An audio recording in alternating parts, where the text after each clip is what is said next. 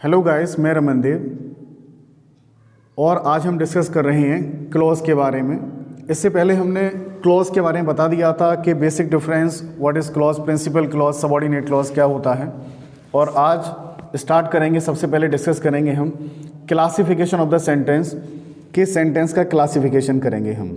तो 3 भागों में डिवाइड करेंगे, ठीक है। Simple sentence, complex sentence, compound sentence, ठीक है। 3 तरीके के सेंटेंस बताए जा रहे हैं। सिंपल सेंटेंस क्या होता है? जिसमें एक फाइनाइट वर्ब है। कोई भी सिंपल सेंटेंस बनाएंगे तो उसमें एटलीस्ट एक फाइनाइट वर्ब का होना ज़रूरी है। फाइनाइट वर्ब कोई अलग वर्ब नहीं है, फाइनाइट वर्ब को ही हम क्या कह देते हैं?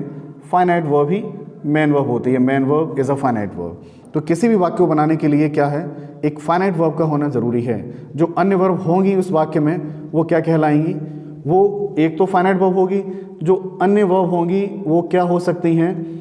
वो नॉन फाइनाइट वर्ब होंगी।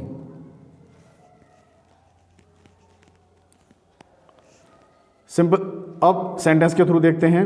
ही प्लेज फुटबॉल डेली, वह प्रतिदिन फुटबॉल खेलता है। अगर इसमें फाइनाइट वर्ब की बात करें तो फाइनाइट वर्ब क्या है? Please. He came here to meet his brother, वह यहाँ अपने भाई से मिलने आया। तो केम तो इसमें है फाइनाइट वर्ब, और जो दूसरी वर्ब है टू मीट, ये क्या है? ये वाक्य में नॉन फाइनाइट वर्ब है, ठीक है। नॉन फाइनाइट वर्ब की बात करें तो नॉन फाइनाइट वर्ब 3 होती हैं। कौन कौन सी? एक तो है पार्टिसिपल, दूसरी है जीरेंड, ठीक है, और तीसरी है इन्फिनिटिव। तो 3 तरीके से प्रयोग में लाई जाएंगी। अगर कोई नॉन फाइनाइट वर्ब होगी वाक्य में तो एक तो फाइनाइट वर्ब होगी। अगर कोई अन्य वर्ब होंगी 3 रूप में होंगी, या तो वो पार्टिसिपल का काम करेगी, या वो जीरेंड होगी, या इन्फिनिटिव होगी। अगर इसमें बात करें हम he came here to meet his brother, तो टू मीट यहाँ पर क्या है? नॉन फाइनाइट वर्ब है और ये इन्फिनिटिव है। Hearing the noise he awake, शोर सुनकर वह जाग गया। तो इसमें अगर फाइनाइट वर्ब की बात करें तो क्या है? इसमें अवोक फाइनाइट वर्ब है, और हियरिंग क्या है? ये इसमें नॉन फाइनाइट वर्ब है। नॉन फाइनाइट वर्ब का मतलब है क्या है? कि फाइनाइट वर्ब तो चेंज हो सकती है वाक्य में, ठीक है, लेकिन नॉन फाइनाइट वर्ब का, ठीक है, फाइनाइट वर्ब से कोई लेना देना नहीं है। जब टेंस बदलेगा तो टेंस बदलने पर मेन वर्ब तो बदल जाएगी, लेकिन नॉन फाइनाइट वर्ब नहीं बदलेगी। भाई इस सेंटेंस को देखें, he came here to meet his brother, वह यहाँ अपने भाई से मिलने आया। हम ये कहें कि वह अपने भाई से मिलने यहाँ आ रहा है, तो सेंटेंस में केम के स्थान पर क्या हो जाएगा? यहाँ पे इज़ आ जाएगा, और जैसे ही इज़ किया तो केम बदल जाएगा कमिंग में, कम आएंगे जोड़ देंगे। लेकिन यहाँ पर जो टू मीट रहा ये ऐसा ही रहेगा। अगर हम परफेक्ट में ले जाएं, वह अपने भाई से मिलने यहाँ आया था, तो क्या हो जाता? यहाँ हैड हो जाएगा, और हेड अपने साथ क्या लेगी? तो हेड के साथ क्या हो जाता? थर्ड फॉर्म आ जाती कम। लेकिन ये यहाँ पर टू मीट ही रहता। आई होप इस बात को आप समझ रहे होंगे कि नॉन फाइनाइट वर्ब नहीं बदलती है और फाइनाइट वर्ब टेंस के अकॉर्डिंग बदल जाती है। Next, complex sentence. Complex sentence के बारे, सिंपल सेंटेंस तो हो गए, कॉम्प्लेक्स सेंटेंस देखते हैं। कॉम्प्लेक्स सेंटेंस कैसे बनाया जाता है? कॉम्प्लेक्स सेंटेंस में क्या होगा? एक प्रिंसिपल क्लॉज और एक सबऑर्डिनेट क्लॉज होगी। यानी किसी भी कॉम्प्लेक्स सेंटेंस को बनाने के लिए एक प्रिंसिपल क्लॉज का होना और एक सबऑर्डिनेट क्लॉज का होना बहुत ही आवश्यक है। और आपको हम ये पहले वाले लेक्चर में ये बता चुके हैं कि what is principal clause and what is subordinate clause. जिन लोगों ने वो लेक्चर नहीं देखा है उस लेक्चर को देखें तो आपको और भी अच्छा क्लियर हो जाएगा कि प्रिंसिपल क्लॉज क्या है और सबऑर्डिनेट क्लॉज क्या है। सबऑर्डिनेट क्लॉज को अगर डिवाइड करें तो इसे 3 भागों में डिवाइड कर देंगे, नाउन क्लॉज, एडजेक्टिव क्लॉज और एडवर्ब क्लॉज। तो आज सबसे पहले आज आपको हम पढ़ाएंगे नाउन क्लॉज के बारे में कि व्हाट इज़ नाउन क्लॉज, कि नाउन क्लॉज होता क्या है। चलिए देखते हैं। नाउन क्लॉज वाक्य में नाउन का कार्य करता है, ठीक है। Who, which, where, why, what, when, that आदि के द्वारा नाउन क्लॉज बनाया जाता है। इनकी सहायता से हम क्या करेंगे? नाउन क्लॉज को बनाएंगे। देखो बहुत बड़ी कन्फ्यूज़न रहती है स्टूडेंट को कि यही वर्ड एडजेक्टिव क्लॉज में प्रयोग में लाए जाते हैं, यही वर्ड नाउन क्लॉज में प्रयोग में लाए जाते हैं, कि वाक्य को कैसे पहचानें, क्या करें। इसके लिए हमने बहुत ही अच्छा तरीका निकाला है कि हम एक कीवर्ड चुन लेंगे। कीवर्ड क्या होगा? वो कीवर्ड होगा की। ठीक है, अब ये आप तो जानते ही हैं, हु मीन्स कौन, विच मीन्स किसे, वेयर मीन्स कहाँ, वाई मीन्स क्यों, वॉट मीन्स क्या, व्हेन मीन्स कब, और दैट तो जानते हैं कि होता है इसका मतलब। तो क्या करेंगे, जितने भी ये वर्ड हैं इन सभी में हम के जोड़ दें। कीवर्ड मैंने क्या बताया, मुख्य शब्द बताया के, तो के जोड़ने से क्या हो जाएगा, वो नाउन क्लॉज ही बनेगा।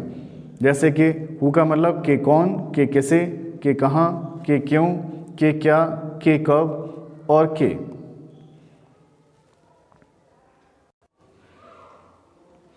अब इसकी अलग अलग कैटेगरीज हैं कि किन किन तरीकों से नाउन क्लॉज को बनाया जाता है। ठीक है, तो सबसे पहले दिया है इसमें subject to a verb. Subject to a verb का मतलब है कि वर्ब का सब्जेक्ट होगा। ठीक है, जैसे कि दिया है इसमें, सब जानते हैं कि तुम एक चोर हो, that you are a thief. ठीक है, कि तुम एक चोर हो इज नॉन टू ऑल, ये बात सभी लोग जानते हैं।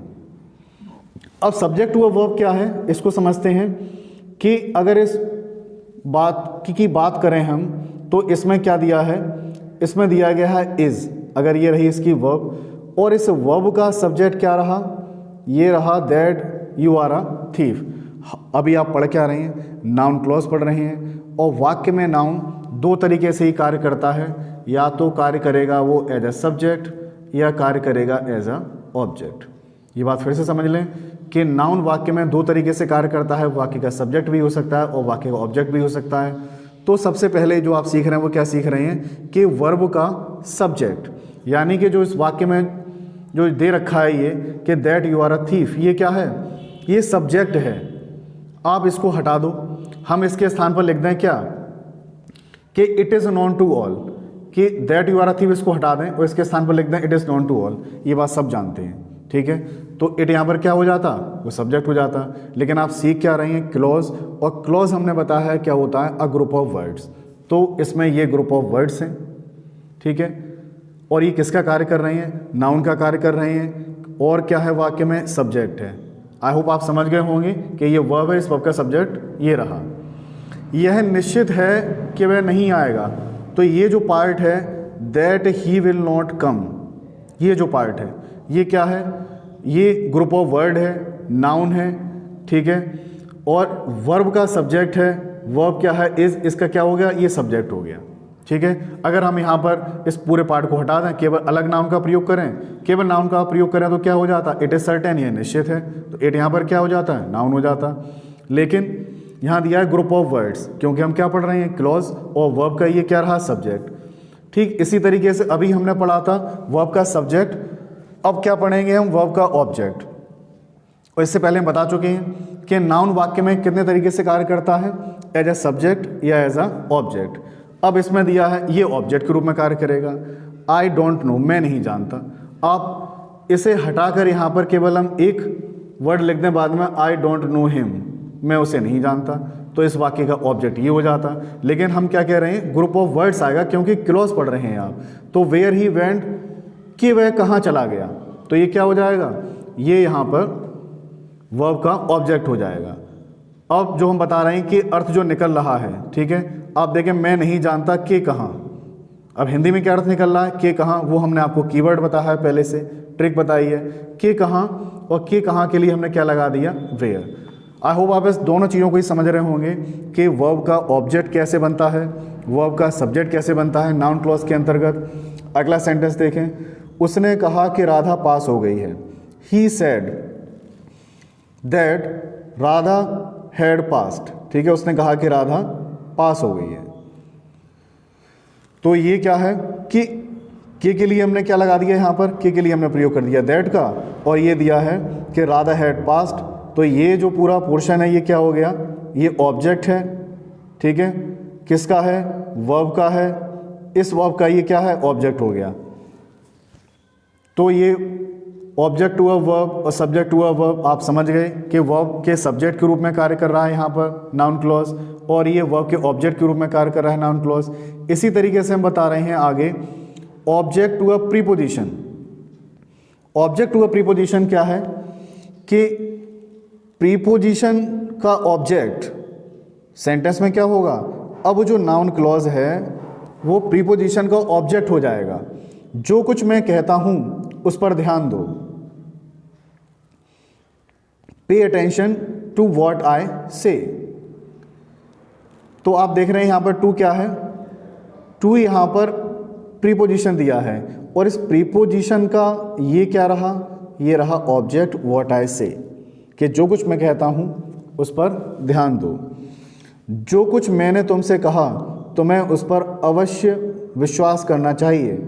You must rely on, preposition ये रहा ऑन, और इसका ऑब्जेक्ट क्या रहा, वॉट आई टोल्ड यू। ये पूरी क्या है, नाउन फ्रेज है। Complement to a verb, complement का क्या मतलब है, पूरक, यानी कि वर्ब का क्या हो जाएगा, वो कॉम्प्लीमेंट हो जाएगा। जो नाउन क्लॉज है वो किस में बनेगी, कि वो वर्ब के कॉम्प्लीमेंट के रूप में कार्य करेगी। कैसे, कि मेरा भय है कि वह फेल ना हो जाए, ठीक है, माई फियर इज, ठीक है, ये जो रही क्या, ये वर्ब हो गई। दैट ही में फेल, ये क्या है, ये कॉम्प्लीमेंट है, वाक्य को पूरा करने का काम कर रहा है। कॉम्प्लीमेंट भी दो तरीके के होते हैं, एक सब्जेक्ट कॉम्प्लीमेंट, एक ऑब्जेक्ट कॉम्प्लीमेंट। सब्जेक्ट कॉम्प्लीमेंट जो सब्जेक्ट को पूरा करने का काम करे, और ऑब्जेक्ट कॉम्प्लीमेंट जो ऑब्जेक्ट को पूरा करने का काम करे। यहाँ क्या देख रहे हैं हम, कि वर्ब का कॉम्प्लीमेंट, वर्ब रही इज, और इसका ये रहा कॉम्प्लीमेंट, कि मेरा डर है कि दैट ही में फेल, कि वह फेल, कि कहीं वह फेल ना हो जाए, कि वह फेल ना हो जाए, क्या है, ये कॉम्प्लीमेंट है।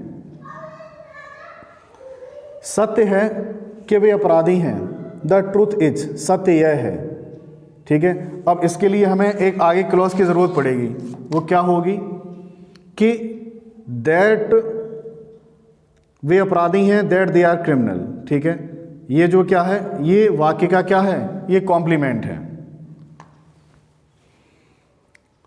केस इन एपोजिशन, अब केस इन एपोजिशन को देखते हैं कि केस इन एपोजिशन क्या है, कि साइड बाई साइड क्या रखेंगे हम, नाउन को रखेंगे।